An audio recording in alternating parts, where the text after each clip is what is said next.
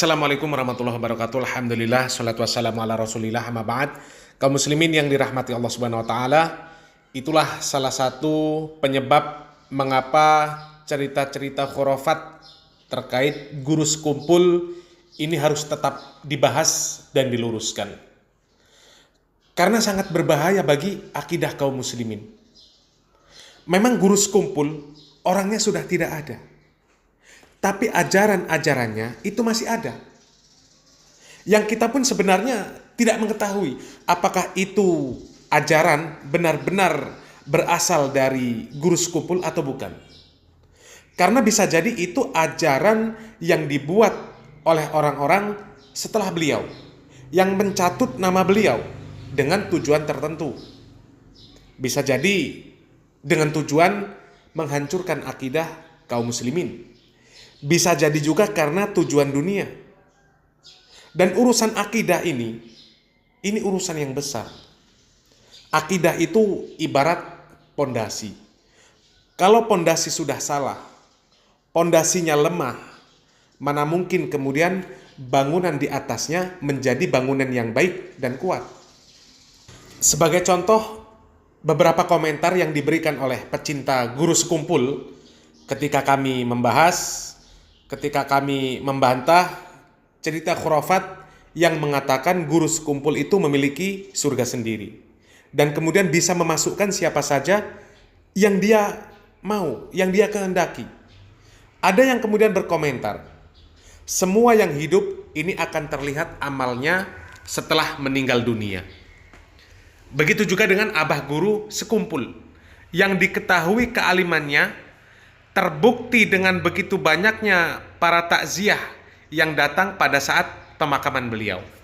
Bahkan semua aktivitas di kota Banjarmasin itu berhenti total. Kalau memang guru sekumpul itu khurafat seperti yang dituduhkan, maka tidak akan terjadi seperti itu. Sementara YouTuber ini tidak jelas orangnya, tidak jelas keilmuannya, tidak jelas juga matinya seperti apa. Ya.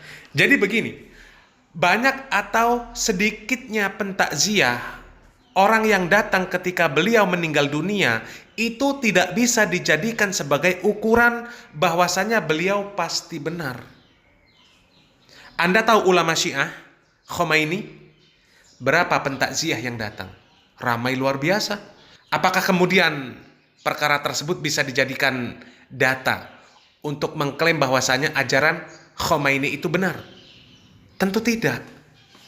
Benar atau tidaknya sebuah ajaran, sebuah keyakinan, itu diukur kesesuaiannya dengan Al-Quran dan Sunnah. Sebagaimana pemahaman para salafus soleh. Silakan buktikan, adakah para ulama, terutama mereka ulama yang masyhur, yang mereka menyampaikan hajat mereka, meminta tolong kepada guru-guru mereka yang sudah meninggal dunia? Katakanlah Imam Syafi'i. Pernahkah Imam Syafi'i melakukan seperti apa yang dilakukan oleh orang-orang yang mengaku sebagai murid guru sekumpul tersebut? Madad ya Syekhi Imam Malik. Madad ya Malik, madad ya Malik. Tidak ada. Tidak ada Imam Syafi'i mengkultuskan Imam Malik, mengatakan Imam Malik punya surga sendiri.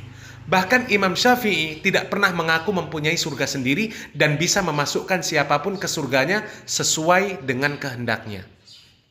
Lebih hebat siapa guru sekumpul dengan Imam Syafi'i? Dan masih banyak lagi cerita-cerita khurafat dan perkara-perkara agama yang diada-adakan terkait nama guru sekumpul ini. Di dalam kitab wasiat Habib Abu Bakar Al-Habsyi, gelarnya Al-Abbas, beliau sempat menduduki pangkat Qutbul Ghaus sesudah Sayyidi Muhammad Amin Qutbi.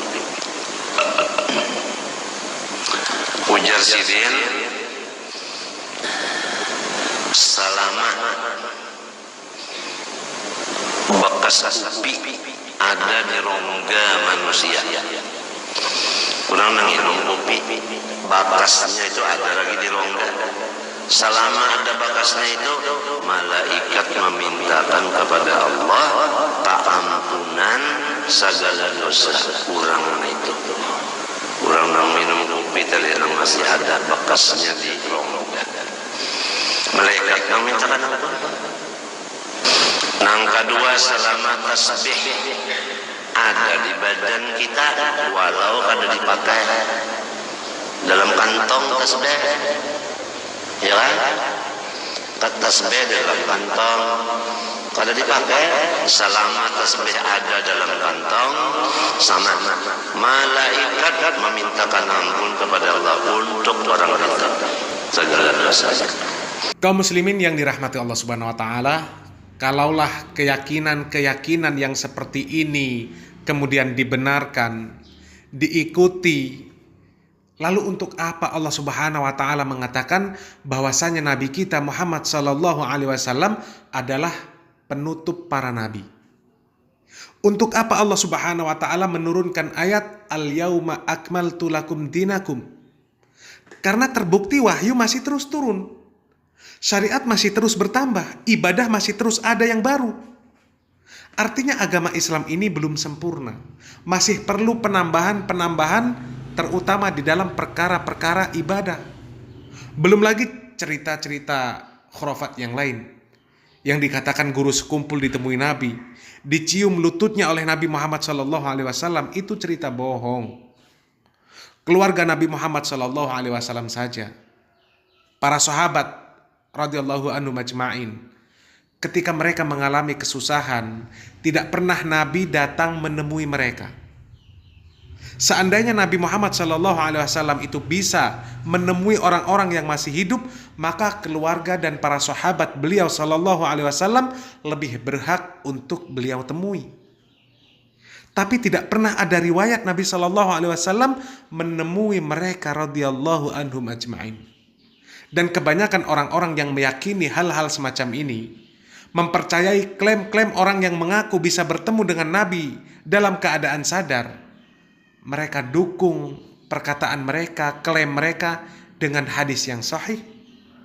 Diriwayatkan dari Abu Hurairah radhiyallahu an, Rasulullah sallallahu alaihi wasallam mengatakan, "Wa man ra'ani fil manami faqad ra'ani haqqan, fa inna syaitana la yatamassalu fi surati. Wa man kadzdzaba alayya muta'ammidan falyatabawwa maq'adahu minnar." Rasulullah sallallahu alaihi wasallam mengatakan, barang siapa yang melihatku di dalam mimpi, maka sesungguhnya dia telah melihatku secara benar. Sesungguhnya syaitan tidak bisa menyerupai bentukku. Maka barang siapa yang berdusta atas namaku secara sengaja, maka dia telah mengambil tempat duduknya di dalam neraka. Hadis riwayat Bukhari dan Muslim. Hadis ini adalah hadis yang sahih, yang dipakai dan difahami oleh orang-orang tarekat sufi sesuai dengan kemauan mereka, untuk membenarkan klaim-klaim mereka yang mengaku bisa bertemu dengan Nabi secara sadar di dunia ini. Dan bagaimana penjelasan tentang hadis ini? Kita simak penjelasan dari Ustadz Dr. Dasman Yahya Ma'ali di dalam cuplikan video berikut. Semoga bermanfaat. Barakallahu fikum. Wassalamualaikum warahmatullahi wabarakatuh. Baik, secara singkat, pertama hadis tambahan bahwa siapa yang tambahan akan melihatku di waktu bangun, itu umumnya perawi tidak meriwayatkannya, sehingga dianggap ziyadah munkarah, yaitu tambahan yang tidak sahih. Itu jawaban pendeknya sih. Ya. Kemudian anggaplah tambahan itu sahih. Maka para ulama ahlus sunnah. Siapa ahlus sunnah itu? Sahabat dan yang mengikuti mereka secara amaliyah, bukan teori. Teori nanti banyak orang menisbatkan diri, ini tarekat ini nisbatnya ke Abu Bakar Siddiq, ini ke Ali bin Abi Thalib, itu banyak. Itu klaim. Tapi artinya secara praktis. Maka para ulama menafsirkan makna itu dengan beberapa tafsiran yang logis dan realistis. Satu, itu hadis berlaku di zaman Nabi masih hidup. siapa yang bermimpi bertemu denganku, insya Allah akan bertemu denganku di waktu terjaga, yaitu di waktu Nabi masih hidup. Dan itu ada yang seperti itu bermimpi. Sahabat mimpi bertemu Nabi, tiba-tiba nanti Allah mudahkan dia bertemu dengan Rasulullah Sallallahu Alaihi Wasallam. Jelas ya? Yang kedua, ma'asyiral kiram dirahmati Allah Subhanahu Wa Taala, tafsirnya akan bertemu dengan Nabi nanti di akhirat. Bertemu dengan Nabi di akhirat, di saat ruh sudah kembali digabungkan dengan jasad, kita bertemu. Adapun tafsir bahwa siapa yang bertemu denganku dalam mimpi lalu sekarang nanti bertemu dengan Nabi dalam keadaan terjaga, ini kata Imam Al-Qurtubi rahimahullah, tidak ada tafsir di kalangan seperti ini kecuali di kalangan sufi. Hanya orang sufi yang menafsirkan ini. Dan perlu dicatat, karena ini amanah ilmu, antum tahu sendirilah yang namanya sufi dan tasawuf itu, jangankan hadis palsu, jangankan hadis sahih yang dipalingkan maknanya, mimpi aja jadi hujah. Mimpi saja jadi hujah. Maka tidak ditemukan tafsir itu kecuali di kalangan sufi. Yang kedua, mohon maaf diberi maaf bahwasanya termasuk kalangan yang terhitung paling banyak, termasuk nominator pemalsu hadis paling banyak, diantaranya adalah al-mutasawwifah, ahli sufi. Tapi memang tidak rekor nomor satu nih. Nomor satu ada Syiah Rafidah. Dan ada kesamaannya dengan, karena agama Syiah juga dibangun di atas tasawuf. Yang mewali-walikan itu, keramat-keramat itu banyak di kalangan Syiah. Makanya ada beberapa benang merahnya barangkali. Oleh sebab itu tafsiran seperti ini tidak ditemukan kecuali di kalangan sufi. Dan berkata Imam Al-Qurtubi, wa huwa munkar, tafsir seperti ini munkar, tidak ditemukan di kalangan as-salaf, tidak ditemukan di kalangan ulama-ulama ahli as-sunnah. Wallahu ta'ala alam.